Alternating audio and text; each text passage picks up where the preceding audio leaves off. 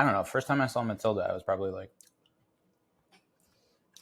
like elementary school or something, maybe younger than that. But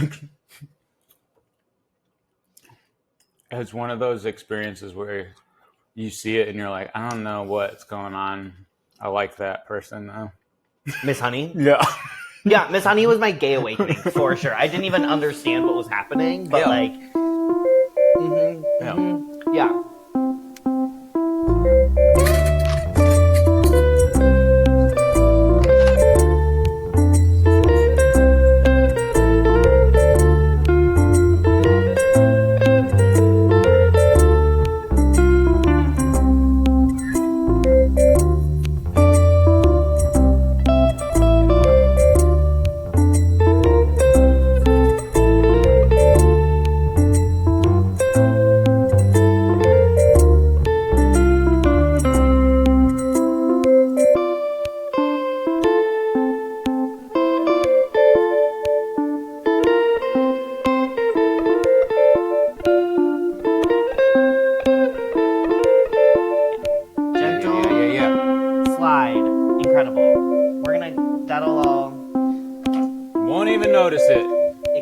Apart when we put it onto the platter, everybody, but it's okay.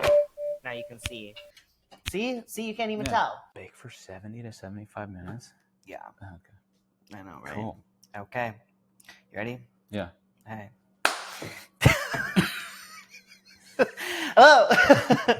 Welcome to Whisk Everything. I'm your host, Sid, and this is my guest today. My dear friend Gabriel. We work together at the job that pays us money. That lets us live. Supports my baking habits and our Alani habits. As we're just discussing caffeine. Yeah, we go hard. We work in a warehouse, so sometimes you just gotta juice up. Juice up to pump up. Yep. To listen to Now That's What I Call Music 7. I was just talking to Cal, and Cal didn't know what Now That's What I Call Music was. And I said, but he said he understands the concept of a mixtape. And I said, yes, that's it.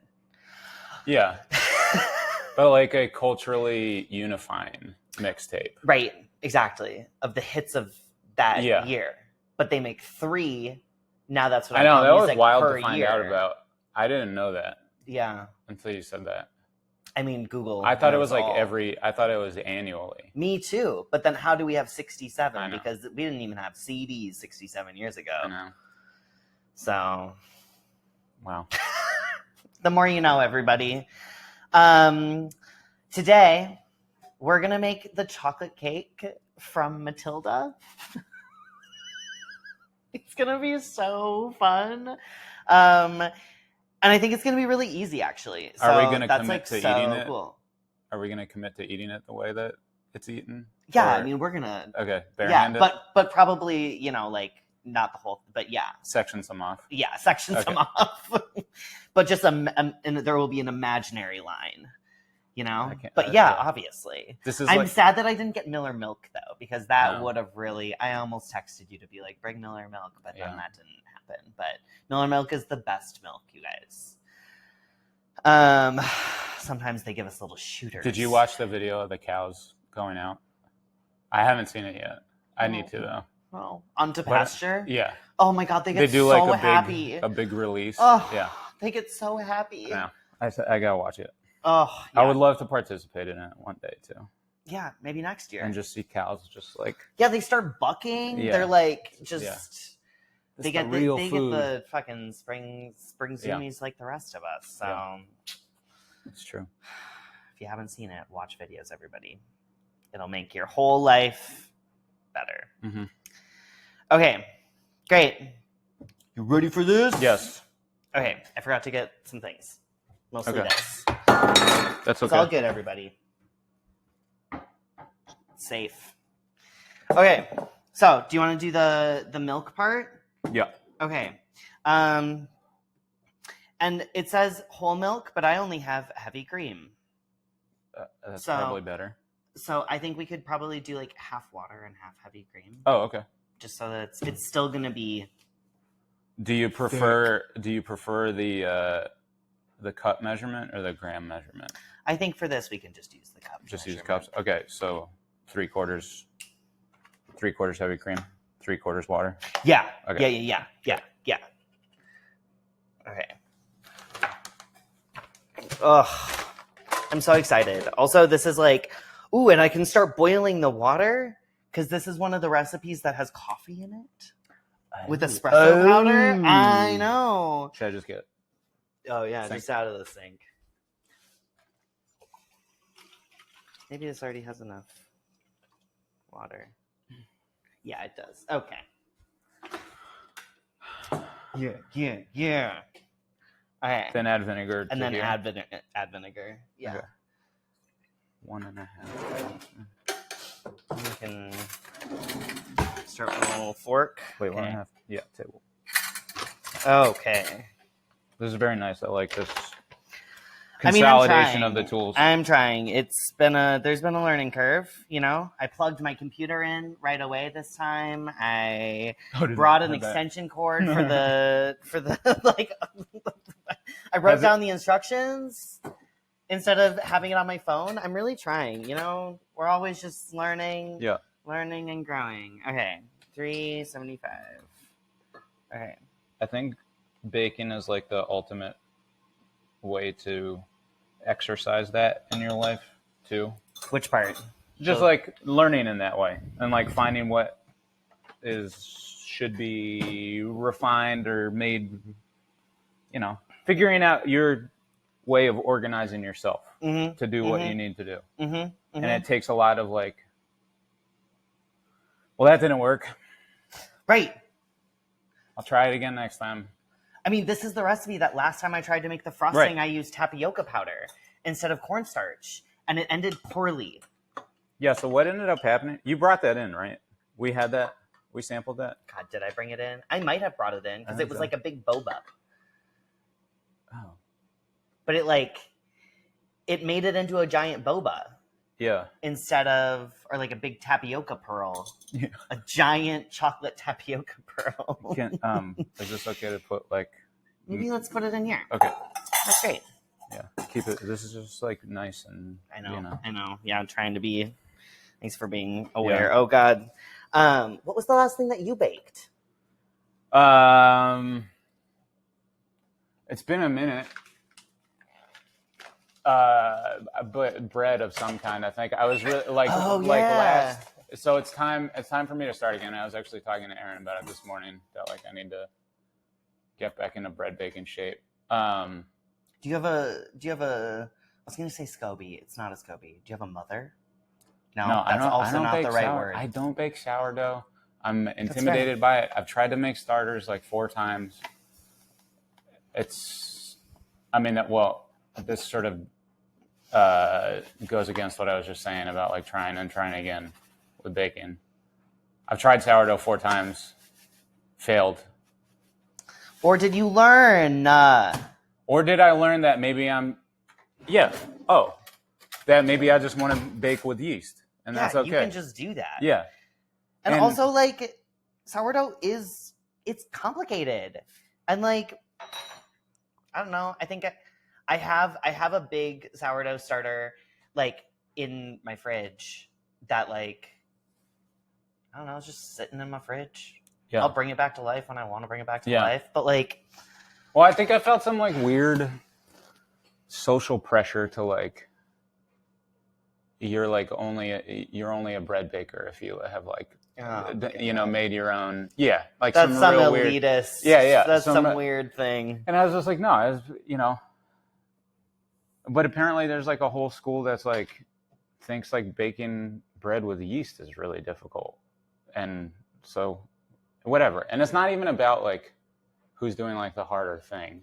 It's just doing what. Like having a practice that makes me feel satisfied about it. Well, we all get to be good at different things. Yeah. I feel like that's a like recurring thing that we talk about at work, where it's just like our team, we all have like very vastly different skills. Yeah.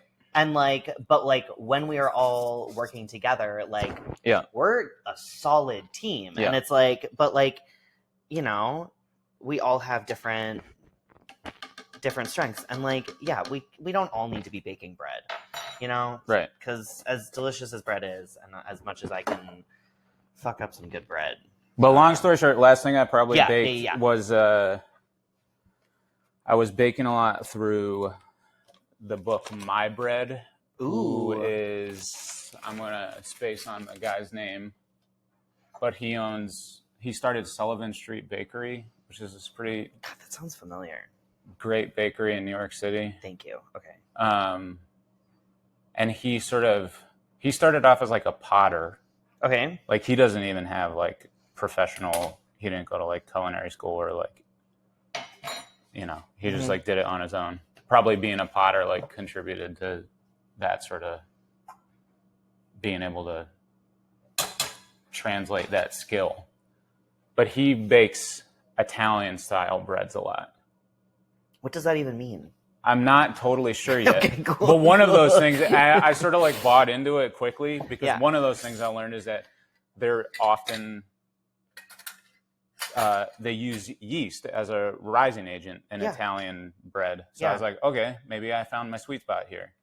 And also they're like, you know, loaded with like olive oil.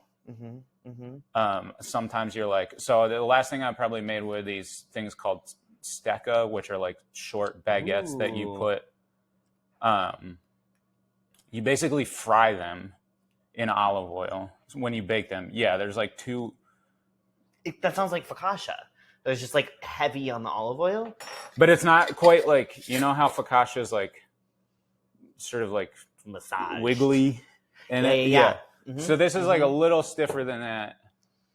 But you put like, I don't know, there's probably like a 1/4 inch of olive oil in the pan.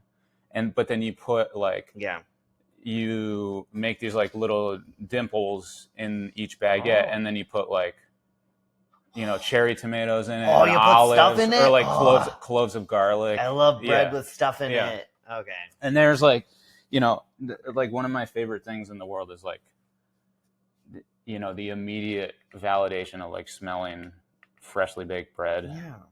I mean, like freshly baked anything, but there's something like real. I haven't done very much labor since the milk stuff. Do you need me to do something? You're doing a great job. No,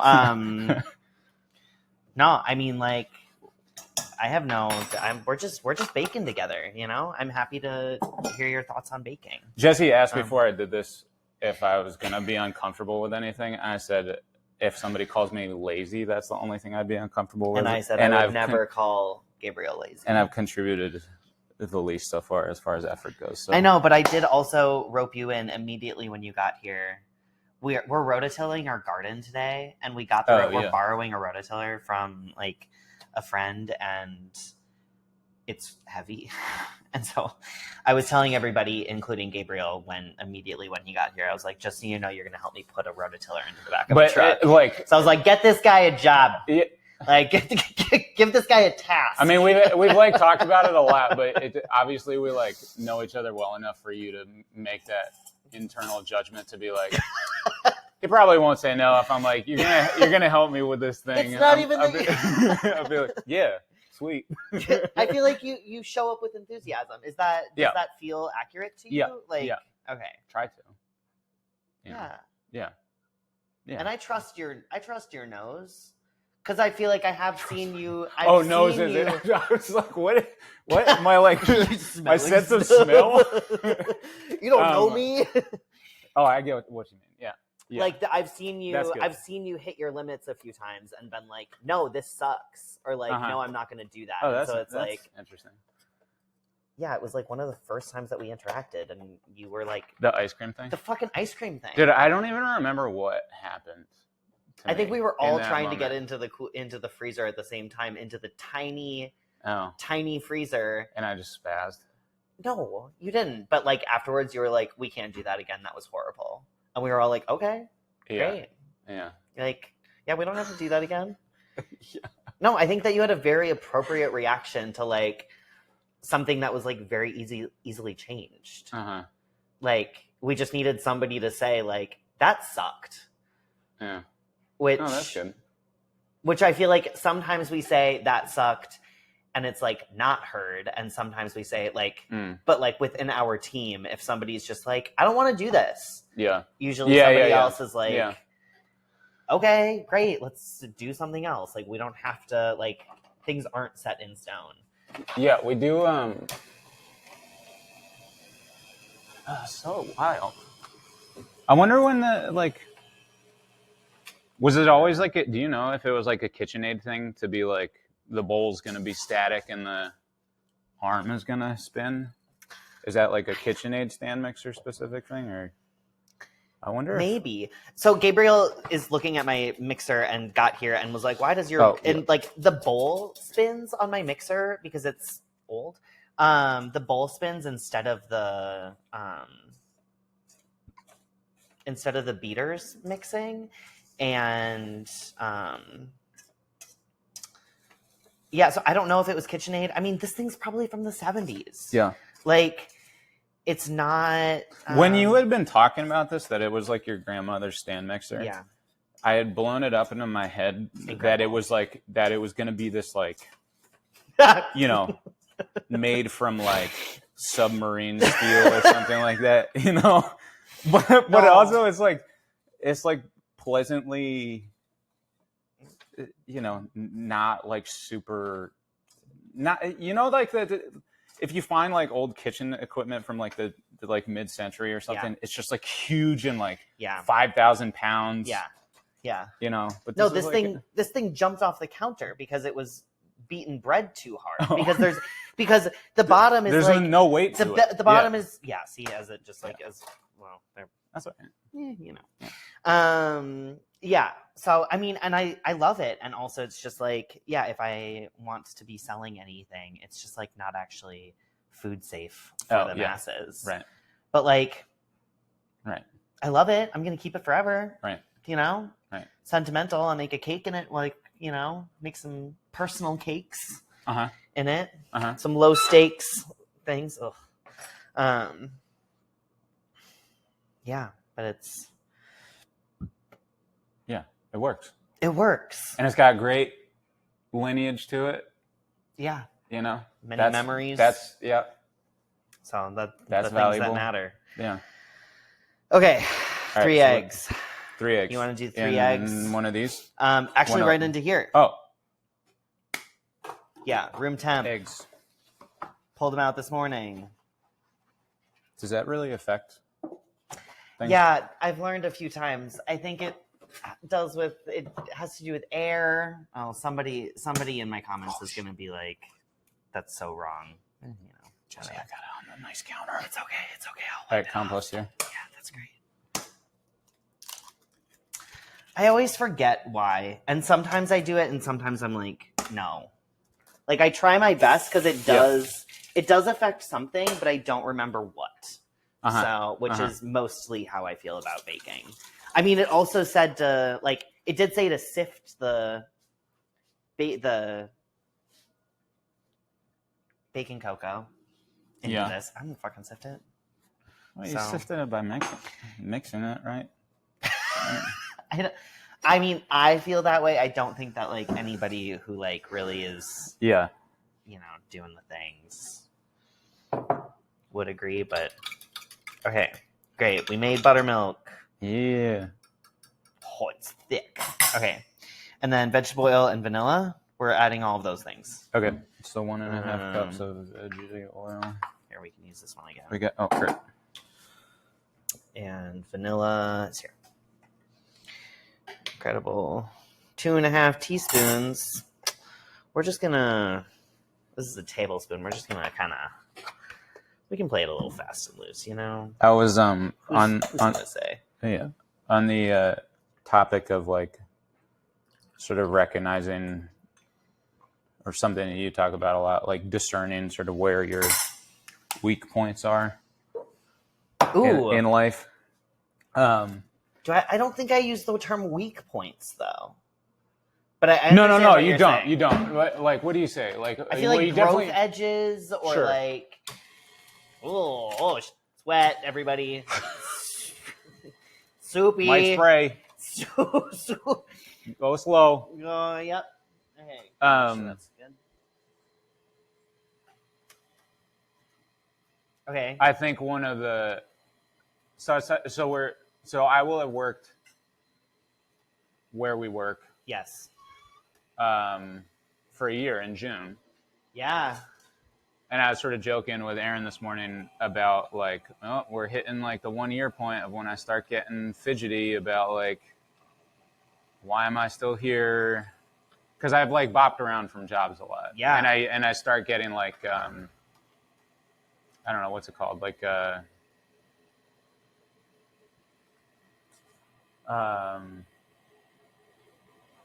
I think I can relate to the feeling that you're trying to describe right now, and I usually hit it at like 18 months. yeah. Where I become like a flight risk, sort of. You know, I start getting bored usually. Yeah. And like, then I start like looking for trouble because I'm bored, and I don't have like anything occupying my mind. You know, because I'm, you know, and then I make myself feel bad because I'm like looking for trouble, and I don't want to look for trouble. But I feel like really good working with the people that we do, like our specific little group. Yeah. And then Aaron was like, so you're not actually like hitting that point. So don't say it's like time to, you know, start freaking out about like what's going to happen when I hit 1 year. Am I going to start looking for, you know, no, it's like possible to like not have to go through that again. Yeah, it is very possible. And also like, yeah, I mean, you hear me when I say like that it's my last job. Right. Like, and it's because like, I don't think it's like, it's not common to have such a like solid team that we have. And It it's is just not. like, I want to go out while the party is bumping, you know, like I don't want to stay too long. Yeah. And like, And like, yeah. You know, missed the last train Right. because I was holding on to something. And it's like, no, but like, I want to hold on to it for as long as I, you know, as long as the party's going. But it doesn't really seem like any of us are going anywhere at this point, which is really interesting. And to just like live in a smaller town and to just be like, like, and to like come in. Yeah. We like, I mean, the like cliche is like you spend so much time, you know, at your workplace, and it's true. But like to not come into that, to like wake up every day, like, you know, and then like come in and be like, I don't feel negative about this whole. I'm not sitting in my car and being like, why am I doing this? Yeah. Or like, you know, when is this going to end? When am I going to get away from this? Yeah. And to not like, but to not also, because I think a mistake I've made in the past is like, I've looked for something like $2,000 in like a work experience. And now I'm just like, no, it's just, you know, hanging out with good people. Just picking up boxes. Physical effort, you know. Yeah, we're moving our bodies. I leave and I'm doing like. Doing the 10 miles a day. Yeah. Not anymore, thank God. But yeah. But like I leave and I'm like, I really don't care what has happened after I've left. Oh my God, like, same. I'm like, I did my thing.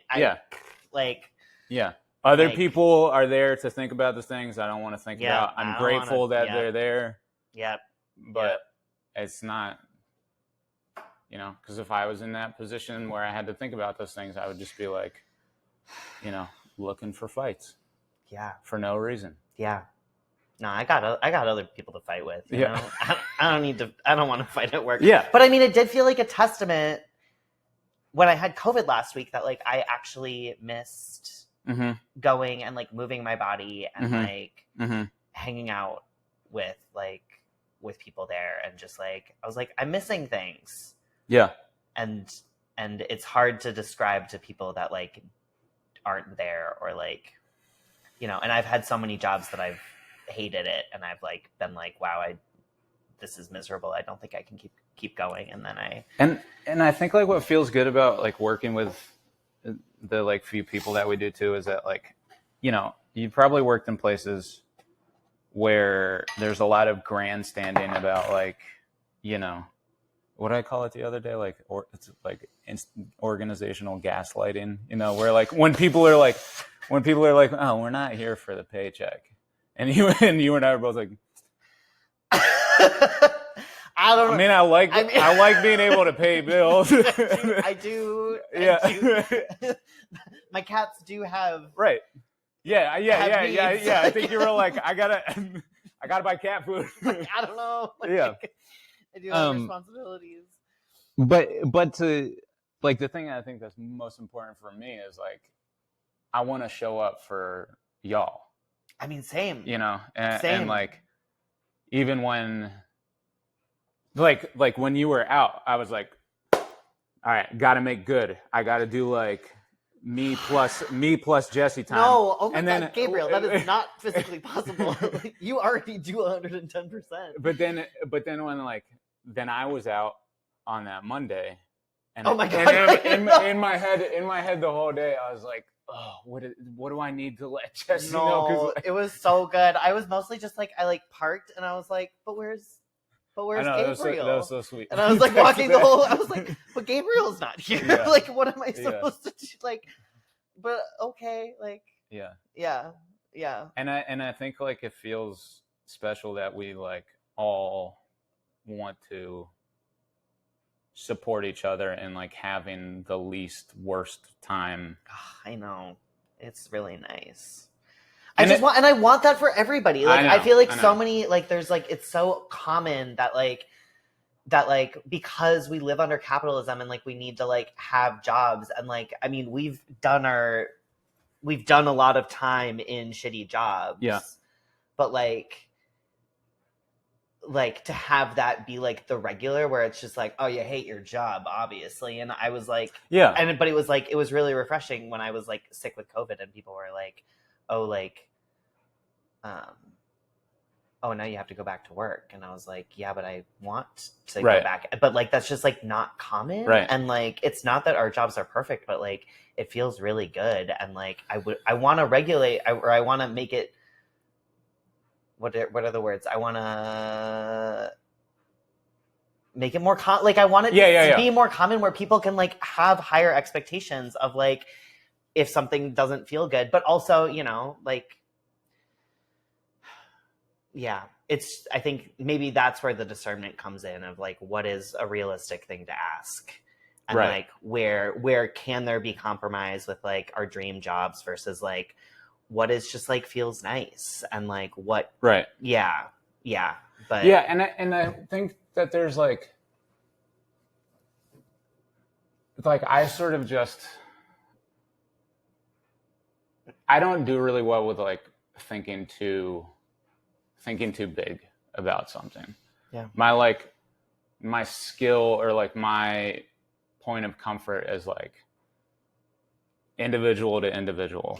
That's where, you know, and like some like, I feel like some like armchair, like super political person might be like, that's not how any change is going to happen or something. That's not true. What? Those people are lying. Those people need to think different. There's so many different ways to create change. And one of them is individual, like relationships and community. I'm sorry. I didn't No, not at all. But it also just like, well, one, it like feels better for me. Yeah. And I think like a person, especially like living under, you know, the circumstances of the great mess that, you know, all of us live in, that like you have to feel restored at some point. And if you're going to like tell a person that like their relationship with another person is like not like valuable to like changing the system in a way that you want to change it, then like you just like snuffed out that person's fire. Yeah. For, you know.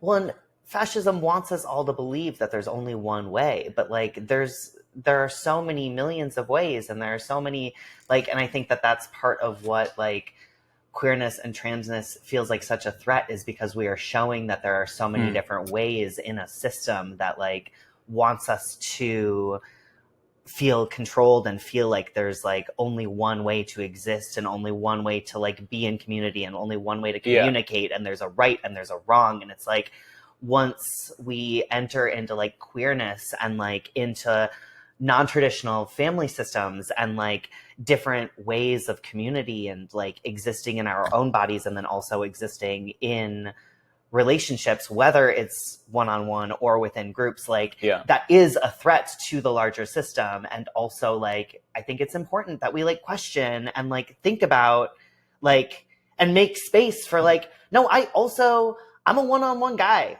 Like anytime that I'm like I'm gonna have a group hang and then I'm like no, that actually is kind of stressful and a nightmare to me. I would much rather have people come to my house and we can hang out and we can bake a fucking cake and just like that is where I like feel the most connected, because otherwise I get like overstimulated and then I'm just like all of my energy just like pours out of every orifice of my body and I'm just like and then I get a headache the next day because I overdid it.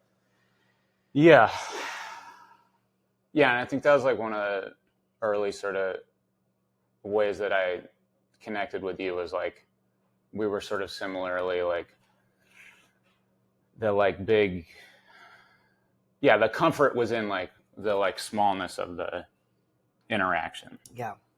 And not, it's like some people are like really, this is like the discernment thing, like some people are very good at like navigating relationships with like many people.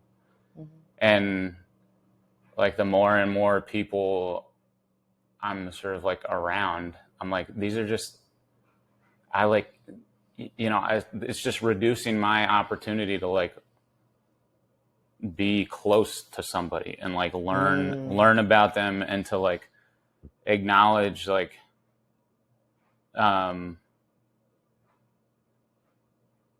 like how there's one thing you were talking about that I wanted to like pick up on, that there are these like different ways of living, and that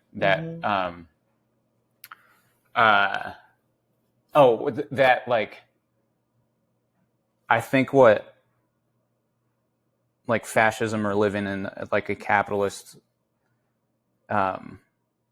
economic system wants to like maintain feeling destabilized like within yourself. And like that's advantageous to that system. And like the second like an individual finds their, for all of like my own personal like left-wing feelings, I'm still always going to maintain that like the like sanctity of the individual is like that must be maintained all the time. Like the individual person needs to feel like they are valued, and that should like, the second something like diminishes that person's ability to feel safe, strong, comfortable with themselves, that's like not a functioning system, whatever that well, it's not really holding people well right now. And I think that having okay, I got it. But also I did have a therapist tell me one time that like I would be a very good communist, because I'm like, like I've told you before, I'm just like, I'm a working dog, I'm just like, yes, tell me what to do, I will do it. Well, and there's like a lot of comfort to me in that. But then also at the same time, I'm like,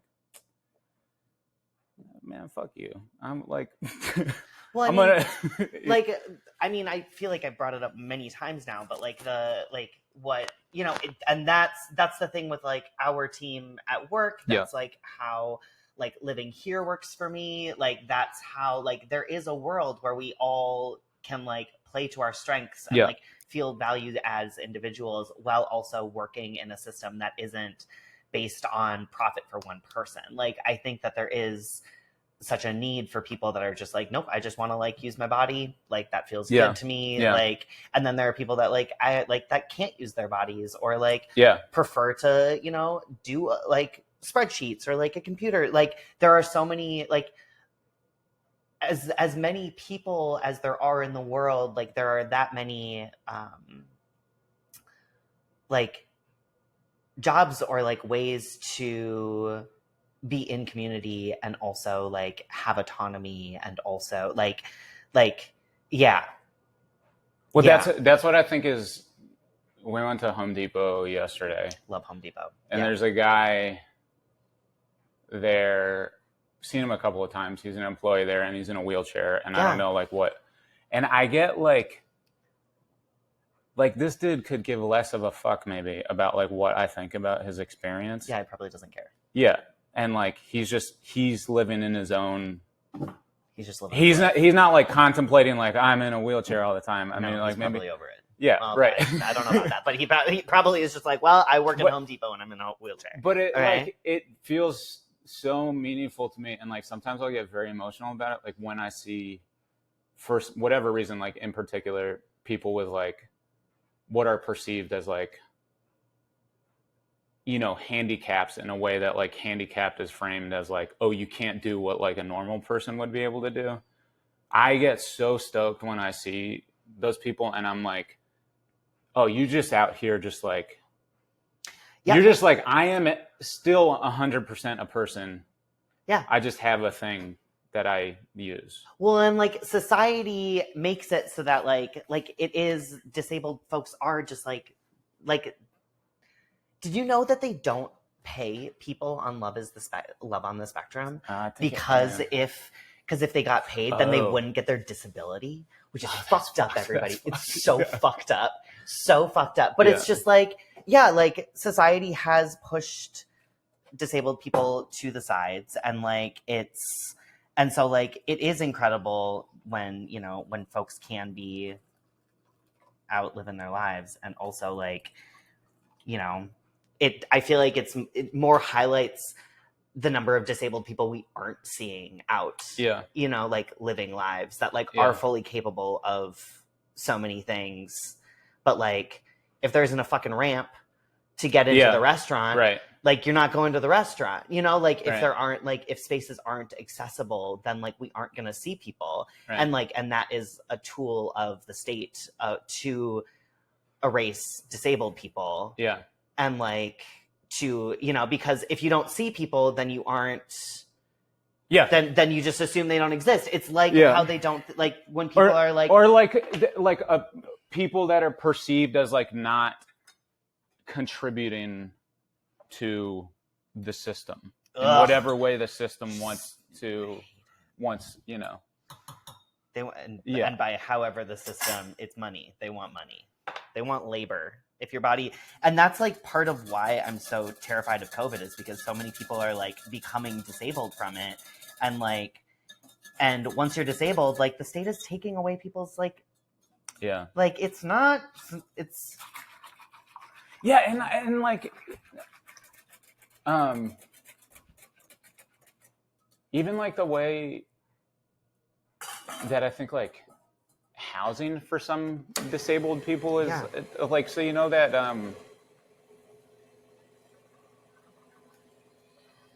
you know that big building in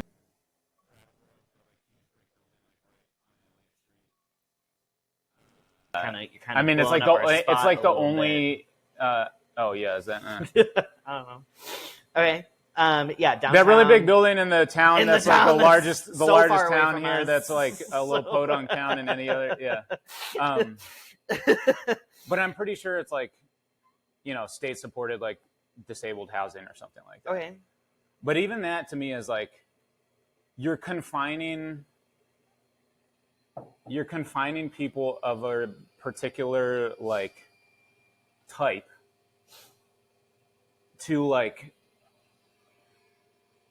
You're not giving people an opportunity to live within a community as just a regular member of a community. You're saying like, you are of this particular type, so you live in this building. Well, I mean, where everybody's going to spotlight, you know, oh, that's where like the people on disability live. Well, but also it's like, even if even if people do have like family members or people who do want to support them, but like, we're living under capitalism where like people are like barely making enough for themselves, let alone like being able to support a family member or something. Like, it's just like, and so it's like, you are making a really good point. And also like, it feels like it's even bigger or like darker than that of,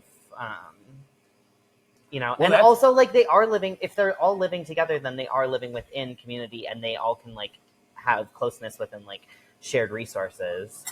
And I also like, maybe I don't feel like I'm like the most, I do my best, and I also don't know if I'm the most educated person to talk on this, but I don't, but it does feel like it's like a tool. Neither am I 100%. But. Yeah, but it is like, it all just feels like it's a tool, and like, so like trying to like build communities and like build in disability justice and like build in, supports. And I think like one of the worst outcomes of there's like living in capitalism is that there's like bosses, but there's no bosses that we can all turn to and be like, this is the group that is organizing all these things this way. It has become such a like, I definitely chaotic. think that there are. Okay. I think okay. I could name a couple. I could point some fingers. Feel pretty okay pointing some fingers, and not that would like solve everything, but like it is like I think that they're But for whoever that is, do you think that they even know like why they're doing what they're doing, or they're just like greed? Yeah, it's so boring. Yeah, it's just greed. That is it's like so boring. That is those kinds of things are like the saddest part about it. Whereas it's not like how many yachts do you need? Yeah. It's like it's just greed. Yeah. So like I don't. And like all right. So to jump onto that. Yeah. Sorry everybody. We're good. So what I thought was really funny in your episode with Cal. Yeah. You were talking about the like really nice like the kitchens that are like really well organized and like yes. Yeah. So so one of the things that I think is like wild is like they really just have us out here feeling guilty for like using like the peasant containers. Yes. Yes. And like meanwhile, yeah, the multi yachts are out here being like, yeah, you should feel bad that that I use any amount of plastic. Yeah. Like it's right. like right. Like when I think about like how like my car gets 23 miles to the gallon, and I'm like, yeah, it'd be great if I could get more miles to the gallon, and also like there are only so many things I can control. Right. Like yeah, I wish I could shop only local and like do all, but it's like, and like only shop at the co-op and like all, only know the names of the chickens that laid my eggs and then, eat them. Like as dreamy as that is, like that's just like not the reality for so many people. And like it's even a privilege to like live on land that has a garden, and to like and so I think like having a lot of space for just like we're all doing our best under capitalism, but like there are just like we're fed a lot of shame for like not doing enough all the time, and it's like we have to know when it's like actually like I am like I think striving for better and striving for more like is good without like the guilt or the shame, and just being like, you know what? I bought all the eggs. Like I got cage free. I don't know. Like what are we, Yeah, there's the band High Vis has a song called Morality Test. Ooh. And there's a lyric in the song, or it's in the chorus, that says, "This competitive morality will be the end of you and me." And like when we start like really battling with each other about what is ranked as like, to me, it's like, it's everything or nothing. We can't be like, right, because that's symptomatic of capitalism too, where we're like ordering things in their like importance of like value or something like that. And I also think it's like totally ideological for like, you know, media or whatever to frame it as like, oh no, like you're not focused on the correct thing.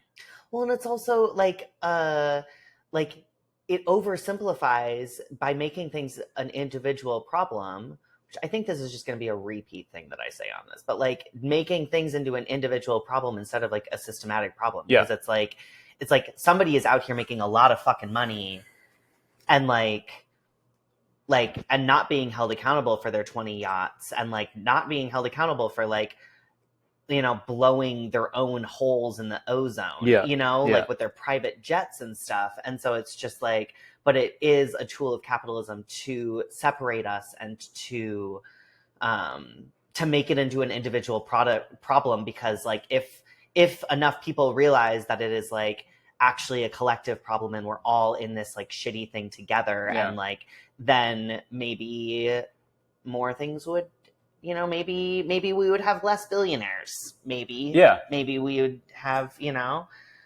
but and to all like we hit 45 minutes, everybody. We out here talking. We got stuff to say, it turns out. I thought here we are. But that's not to say like a person's not responsible for what they do.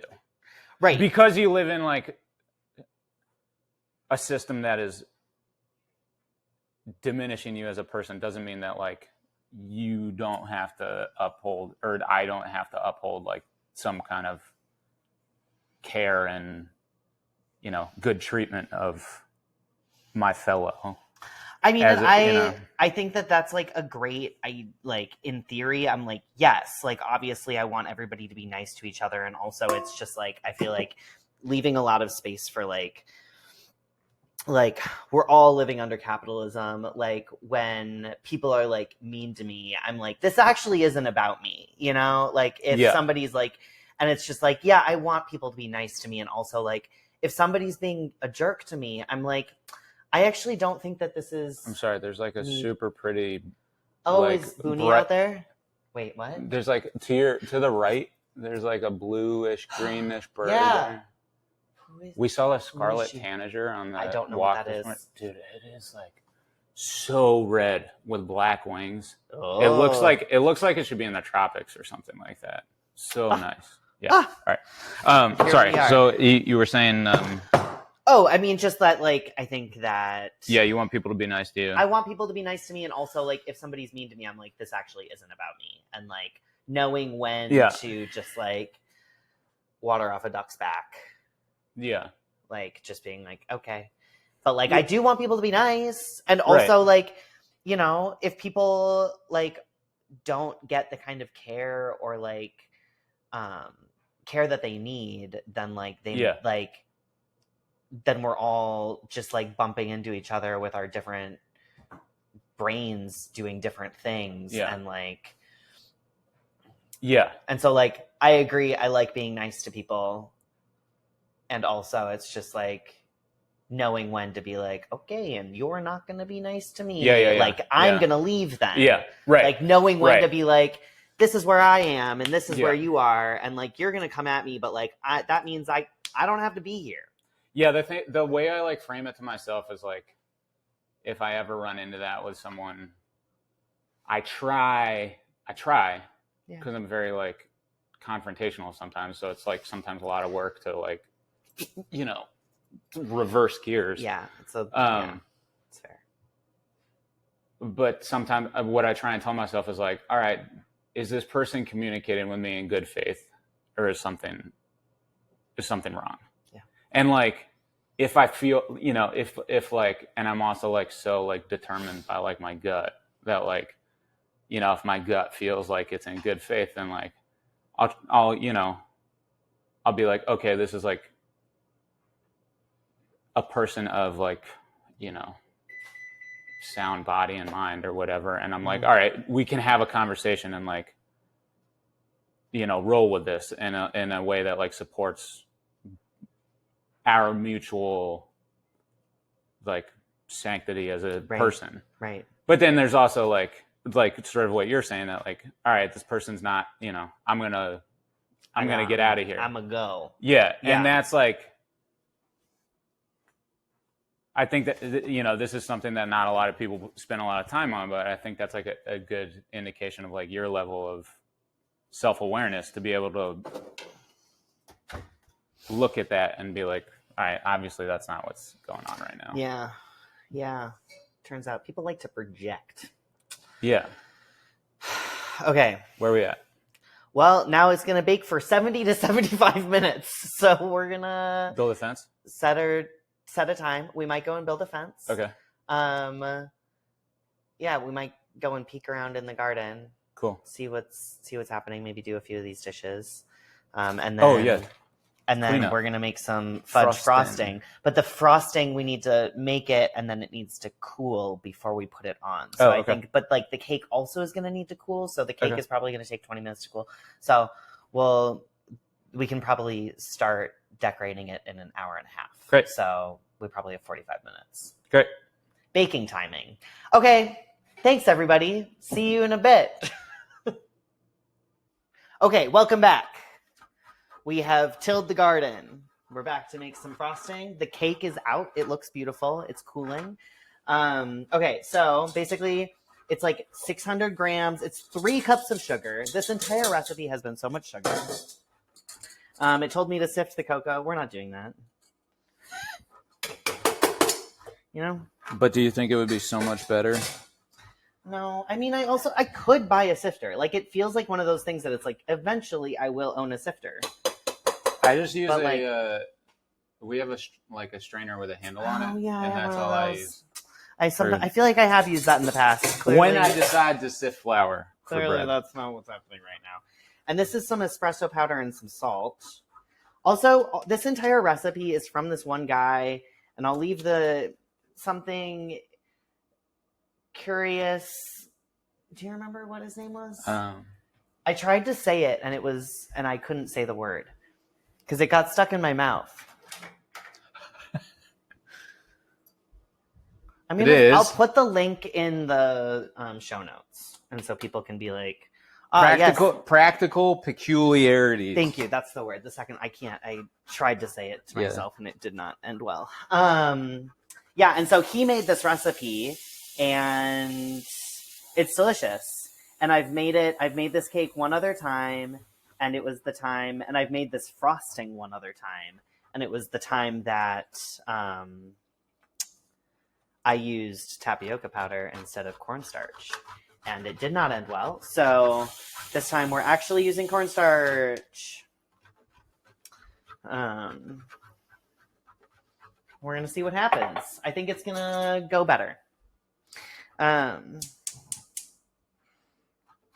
Yeah. You guys have been missing some very good conversations that Gabriel and I have been having. We've been talking about neighbors and maybe if our job should have a podcast. Yeah. And, this is weird. All of the stuff is floating on top. I don't know if anybody else can see this.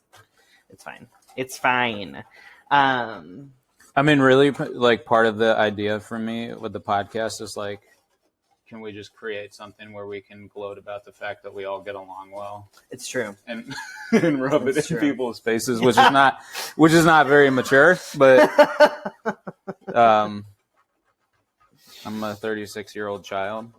Sometimes anybody who pretends like they, I think that we all need to be a little playful. Yeah. We need to be a little playful. Yeah. Okay, Gabriel, what's a risk you've recently taken? Oh man. Can be big, can be small.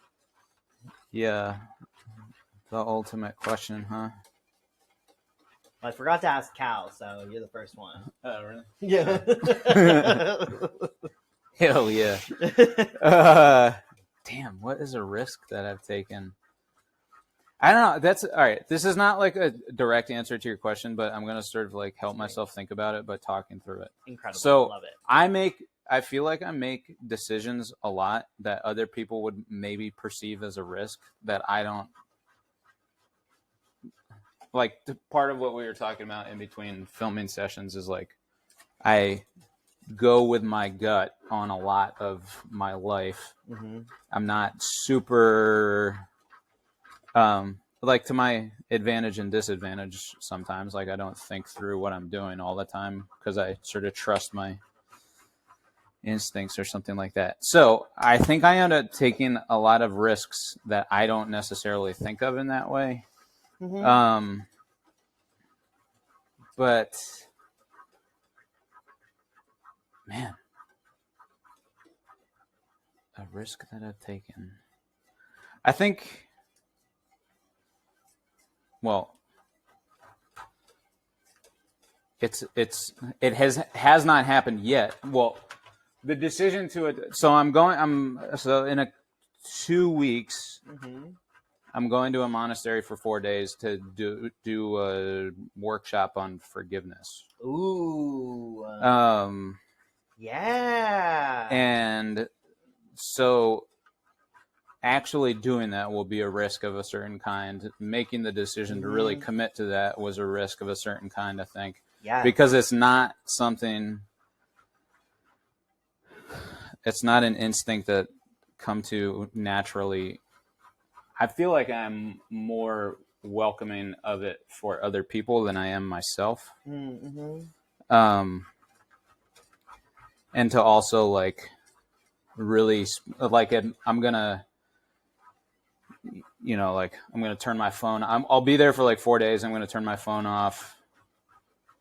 It'll probably be like a really intense emotional experience. Yeah. Yeah, I sort of feel like that's a risk. Yeah. Welcoming another animal into my life after, Yeah. Yeah, so like Aaron and I getting butter after,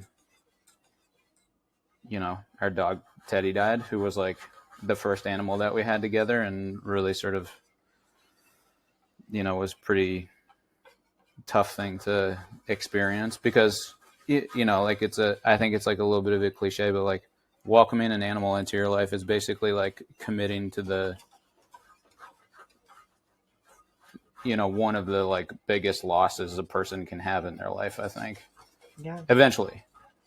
But to be like the time spent with that creature is more important than like the, future. Yeah. Well, I mean, I feel like that's like any Sadness. risk of love or like Yeah. in any relationship. Absolutely. Just being like, oh yeah, like we're always just like in a constant state of change and like always in a constant change of like a constant cycle of like grief and like growth and like and yeah, and like I feel like being in any relationship. But yeah, I mean, having a pet. Yeah.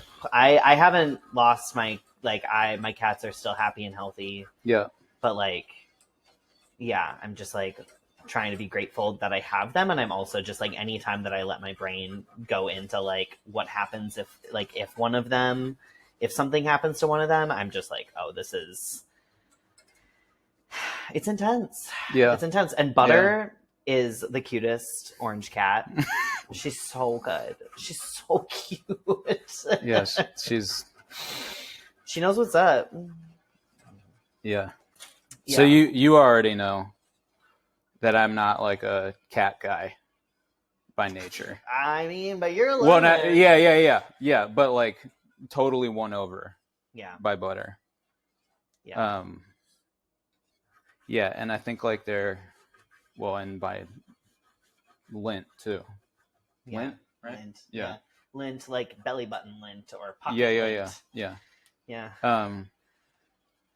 Yeah, I mean, it's just like, it's the most, I feel like it's like such a validating thing to like, you can't speak English to these things. You can. They can't respond to you that way. Correct. But like, you know, you still get to have these like incredibly life affirming, intimate experiences with these animals. Yeah. And yeah, to anyone who's like, oh, they just like want like food and shelter, and they're like not really providing, you know, they're not, you know, somebody who like wants to, I'm really going on some shit right now. This is just popping. This is great. This is popping up in my head.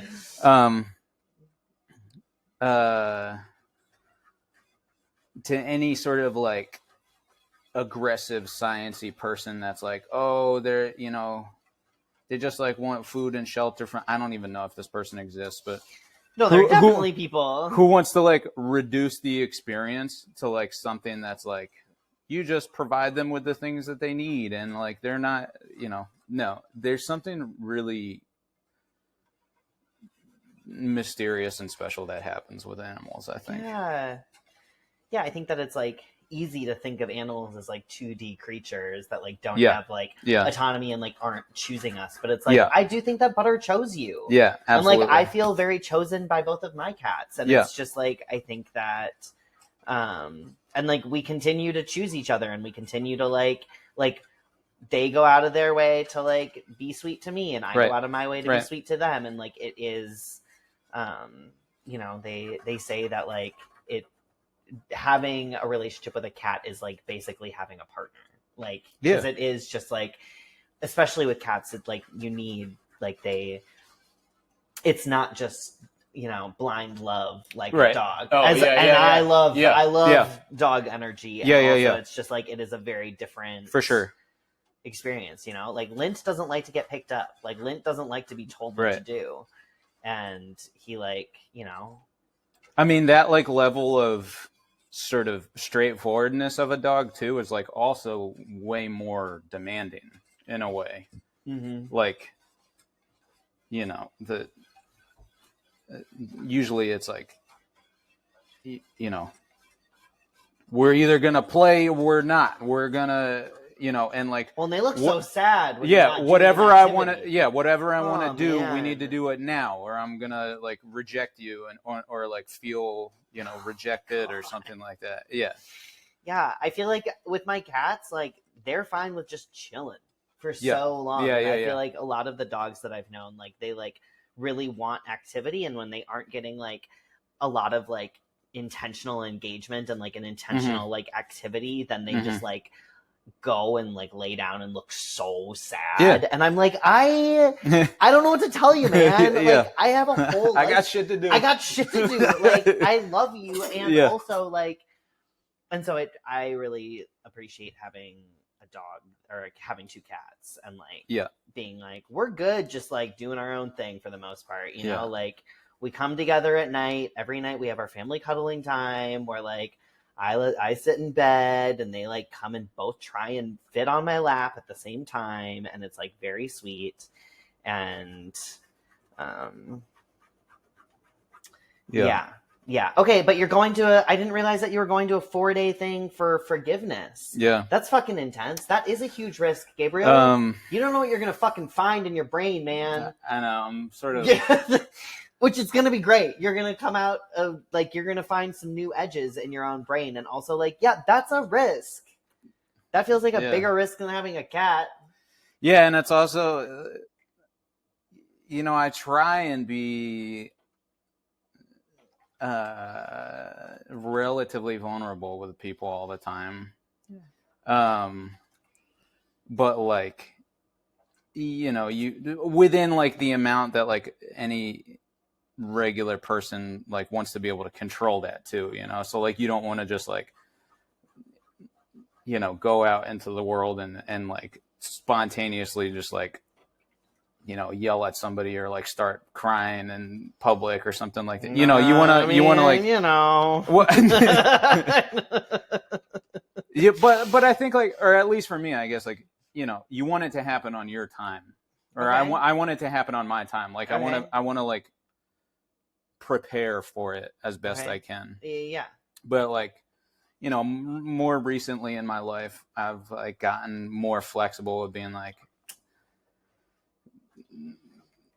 you know, just like letting the shit that I'm gonna feel just like be felt, and rather than like trying to be like, I'm not ready for this right now. I'm not ready for this right now. Yeah. You know, and like That's rough. Like I'll text Aaron sometimes from work, and I'll be like,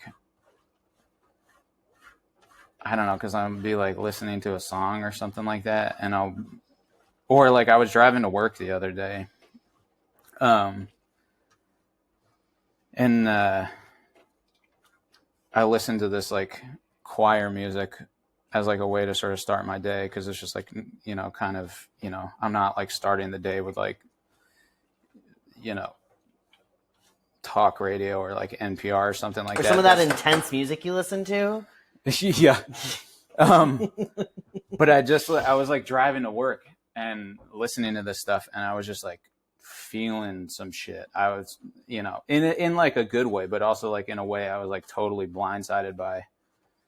And I texted Aaron like right when I got to work, and I was like, man, I was fucking going through it on my way in. And she was just let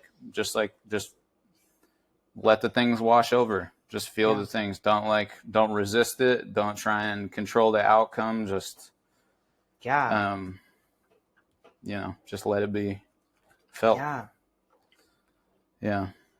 I know. I'm pretty stoked. But yeah, I mean, who knows? Like the next day after work that you see me after I do this thing, I don't know. Maybe I will be completely the same, or maybe I'll be totally fucked up inside.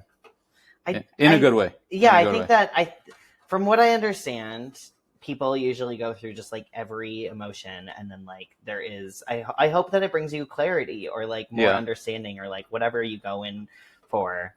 I hope that by the end you're able to like get there, you know, and what that looks like. I don't know. Yeah, I know. Oh, this is weird, everybody.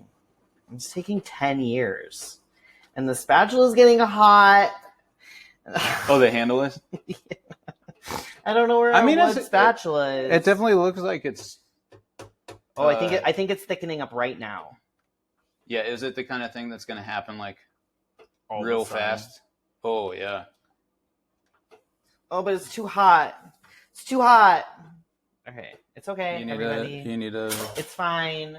I'm gonna use a third implement. Yeah, I've never gone to like a silent retreat, and I don't know how I would do in it. And I mean, I don't even know if yours is a silent retreat. But, no. I think I'm gonna. Yeah. All right. Whatever. Keep going. Oh, just like I'm such like an external like processor. And like I'm such a talker that the idea, and like I know so many people. Oh, it's happening, everybody. Oh yeah, man, that was quick. That was whoa, that was fast. I just know so many. So cool. So many. It's just like I turned my head to the right and then turned back. Okay. And like okay. Pudding all of a sudden. Okay. So we're gonna put the shavings. Okay. I feel like that's, I don't know. You did a great job. It was just like really starting to melt on the end. So. I'll toss a couple of these little guys. And I don't want to commit shaving from my fingers to the chocolate cake. So yeah, this is. I mean, it's Matilda cake, so we have to really. Yeah. I feel like we do need to put a little blood, sweat, and tears. From the magic of it. Yeah, like the baker lady. I also just have so much. Oh, and I need to get the 6 tablespoons of cold butter. Oh, this is so cool, you guys. I don't even know if you can see this. It's very cool. Okay. So what about external processing? Oh, just like being in a like a silent retreat, and like being being a person who is like, that's not how I process things. Yeah. You know? Yeah. And I have to grab the butter. But I also know other people who are external processors that like do it and like have a great time and like feel like it's like so good for them and like renewing in all of these ways. But I just like, yeah. Yeah. But forgiveness, that's a big one. I know. Really going for it. All right, so 6 tablespoons. This is gonna make it shiny. Oh yeah. Yeah. And tastes delicious. Yeah, I mean, oh no.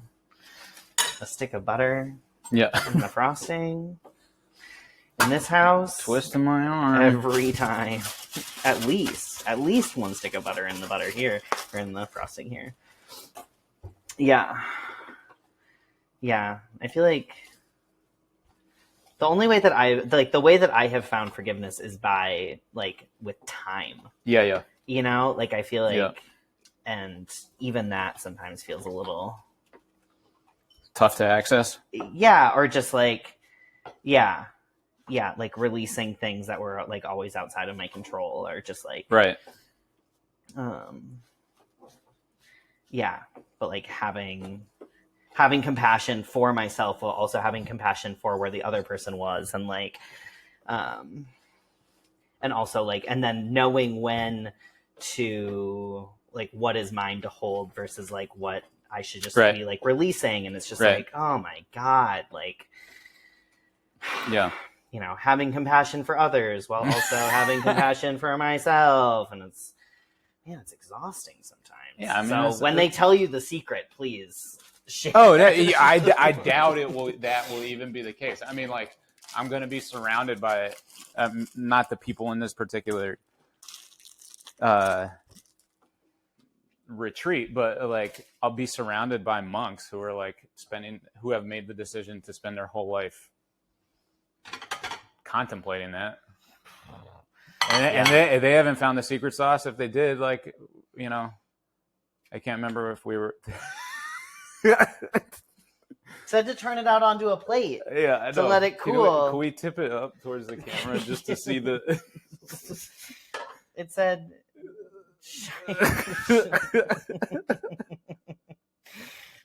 Oh, incredible! You know what? It's mostly sugar. You could have said we're just gonna make this and eat that. I'd be like, yeah, let's do it. Incredible. Grab a spoon. Do you want to try some? Fuck yeah. Okay, let's grab some. Choose your own adventure with the spoon. Or are you just? Oh, I was eating the chocolate. I mean, you can also eat the chocolate. Yeah, but like these monks, you know. Well, I was glad. You know, if they figured it out, they'd probably stop. Is it good? Oh, Gabriel. Oh, I'm really excited to see it. I'm gonna have to. I might have to pull over on the way home. What, and run do a lap? No, just sit. Sit by a river. Oh my God. Yeah. Oh, it's really good, you guys. Oof. Cornstarch. That's so much sugar. I'm not scared. This is so much fun. Okay. We're going to let that cool. And then we're going to cut these cakes. No, we're not.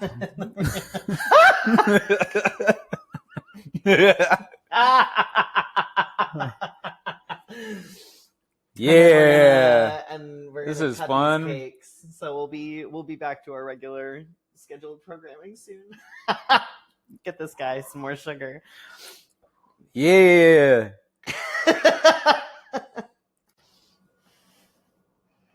Next step, everybody. Icing. Ice it. Gabriel's now been jazzed up with sugar. So caffeine. We're gonna see what happens. Might burn a bridge. You know, Jesse can edit it out. I can. You know, we're gonna beep a couple things in this episode, so you know, why not? Okay, so we're gonna cut these in half. I don't have a little saw thing. Do you feel excited about that? Sure. I can hack it. I believe you. There's no science to it. Okay. But our cakes came out. They did take 10 years. And they are beautiful. And we ate what was left in the pan, and it was delicious. And they came out very smooth. But this cake needs to be 4 layers. And so so we're gonna make it into 4 layers. Hell yeah. Is that right? That was beautiful. Okay. You did a great job. Okay, right. So we're gonna build it onto that. Okay. So you can put one on there? Okay. Just barehand it? Yeah, just barehanded. You got this. All right. It's just cake. Do you want a different thing? Do you want a spatula? Yeah, here. Let me try this guy. Okay. Just to give it some mid. Oh fuck, Jesse. Okay, here. Maybe we. No, we can do this. We can do it. Okay. Okay. What's our plan? The plan is.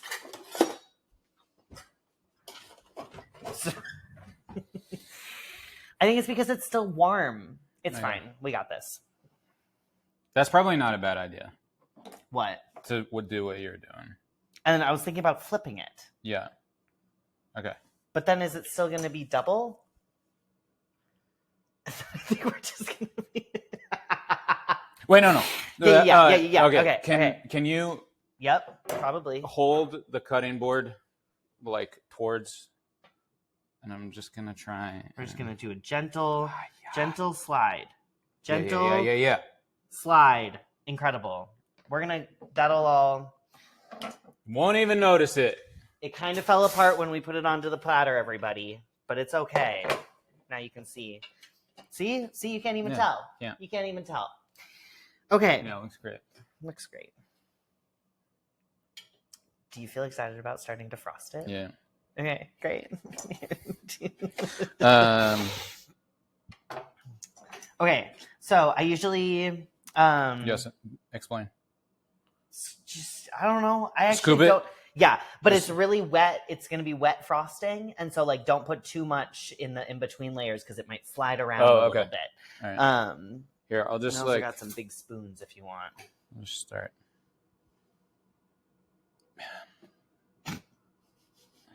Yeah. Ooh, steamy. Yeah, so everything is maybe a little warmer than it's supposed to be, but we want it now. So it's my cake. And I want it now. Oh, no. It's fine, everybody. It's all right. We're just out here trying. We're out here. You guys, it's going to be so beautiful from the outside. You're going to be like, nobody knows. Nobody has to know. Yeah. It's about having a good time. Yeah, it's about getting sugared up with your friends. Not being perfect. Yeah. Just, yeah. We're not playing with that. Yeah. You know what? That's for TV. We're not trying to be like everybody else. No, we're not. No, this is actually... Look at that. Yeah, you can't even tell. It's gluing together pretty well. Yeah, that's the whole thing. Just like take care of some of these cracks here. Yeah. Are we going around the edge too? Or just the... Like...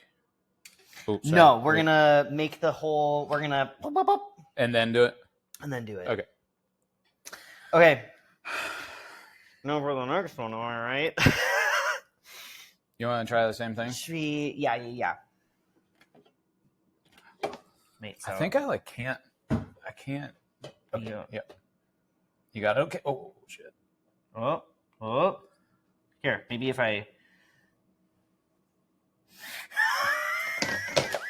Is this Yeah, we're great. This is good, everybody. Don't worry about it. Yeah, we're just going to... kind of. Is this the content that you want? Yeah, oh right, yeah, great. this is the content that I want. Because it's gonna be fucking delicious. I know. This is gonna be a delicious cake. I know. It's all sugar and chocolate, and like. That's the most important thing. We're having fun with friends, and we're gonna have a delicious thing afterwards. That's gonna. If something looks too perfect, don't trust it. Yeah, we're not playing. Is this cake? We know it's cake. Yeah. Oh, do you watch that? No, I don't. But maybe I should. I don't know. I thought it was like a joke for a long time, or just like some reference that I was like too old to get all of a sudden. I mean, I do reference it quite a bit because I think it's a hilarious concept. Yeah. Okay, I'm gonna cut this other one. See what happens. No. Okay, Gabriel. Yes. Tell me about your love of the musical Rent. Oh, great. When you told me, when you said that your favorite musical was Rent, I was like, yeah. Wow. All right, so I don't know if you remember this from when you were younger, but there was something called Columbia House where you could like mail order. You got like mail order CDs. It was like a Ponzi scheme. Yeah, classic. You know, you had like Timeless. you paid like 99 cents and you got like 10 CDs. But then like the catch was like they put you on the hook for like monthly, you know, then you pay like regular price or something like that. Yes. Scam. But okay. A lot of thank you for I'm taking working over. while No, please tell me your love of Rent. So my family got that for a while, and multiple highly important musical things came out of that, and often we would get the wrong CDs. Wow. So I believe two of you those. were paying for a service. Yeah, yeah. I mean, you know, the '90s. Right. Who's to say? So one of those was London Calling, the Clash album, which like I heard for the first time when I was like in elementary school, and I was like, okay, I don't know what this is making me feel like, but it's making me feel like something that I need to investigate more. So that's how like I got into punk music. And then the other one was the original Broadway cast recording of Rent, and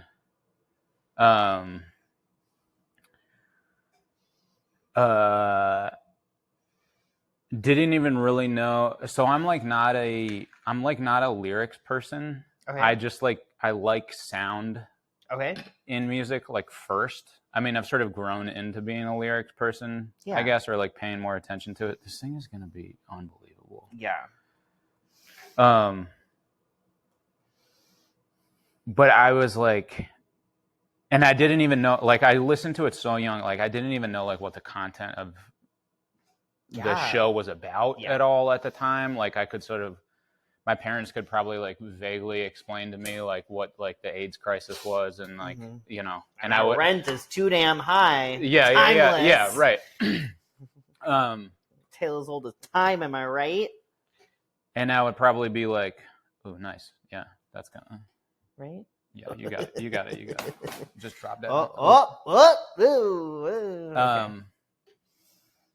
Taking a long time telling the story, but I think you're taking the appropriate amount of time. Okay. Yeah, so like, but I loved what I was hearing, and like the songs are like Jonathan Larson, the guy who composed all of it, was like an incredible, you know, it was like a rock opera. So I was like, oh, cool. I didn't know like you could have like, I didn't know like musicals could have like electric guitars in them and stuff like that. Oh, hell yeah. And it, you know, and like, you know, people could like look cool in like the cast and like look like, you know, edgy and like gritty and whatnot. And then like, I found it like the character I connected to most was this guy, Roger, who was like, you know, so he's the one that, his girlfriend died of his girlfriend leaves him a message. She's leaves him a phone message saying that so they're like HIV positive. Yeah. But he's like, you know, he's like a rocker, so I like connected with like that. I was like, I want to be like the long-haired dude that like. What, does he have long hair? I thought he doesn't have long. I think in the movie he doesn't have long hair. In the original, so it's the same in the movie. It's the same guy who played him in the original cast on Broadway. Okay. He has short hair on Broadway, long hair in the movie. What? No, I think it's the opposite way. Is it? I don't think You he might is. be right. Roger, he's the guy. Yeah, he's like the one guy. Yeah. Who? Yeah, and then like, this is like the funniest shit to recall. And then like, because I was like a little, and then I was like little like pop punk kid at the time too. So I was like all into like sappy, like overwrought, like emotional music and like, pop punk love songs and stuff like that. And then I was like, man, I want to be like the dude that like falls in love with the like, not knowing at all that like, Mimi, like his love interest in the show is like a heroin addicted stripper. But I was like a little middle schooler being like, yeah, whatever that is, I want that. I want that dynamic. And but I just like I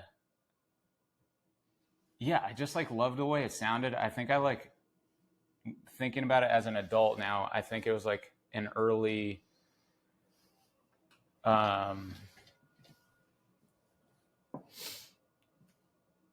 was like developing my like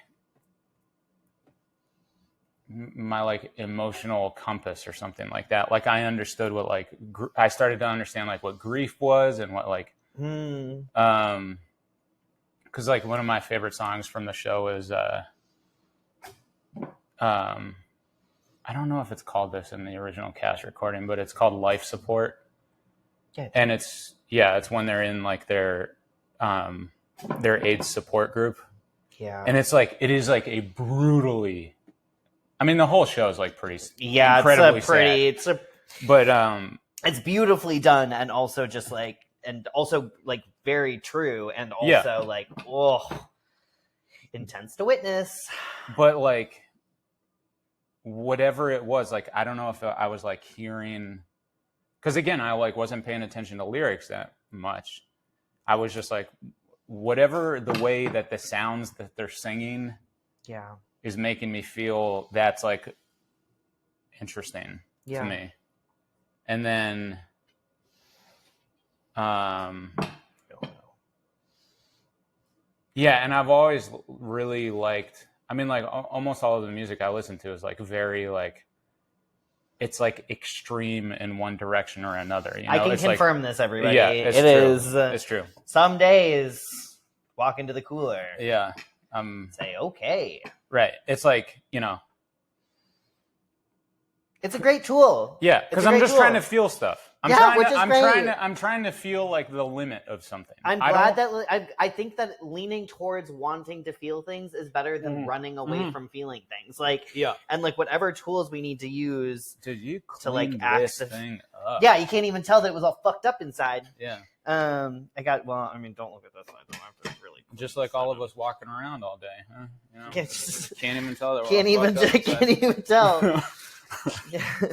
I wear a mask in the grocery store. You can't tell that I'm crying behind it. Yeah. But then it also became like a so like before Aaron and I started dating. Yeah, when you were babies. Yeah. We like found out that we had this like